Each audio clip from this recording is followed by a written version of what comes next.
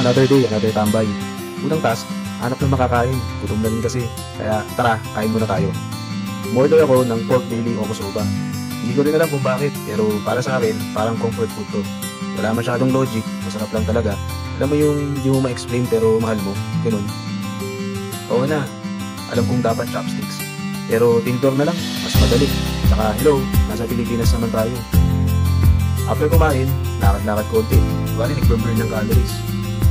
Next stop, after 3, bili tayo ng kape. Kasi hindi pwedeng tambay ka lang, dapat may props kang iniinom para legit yung setup. Buksan ng laptop, kunwaring seryoso, check email, update clients, yung tipong wala ka namang urgent, gusto mo lang magmukhang busy.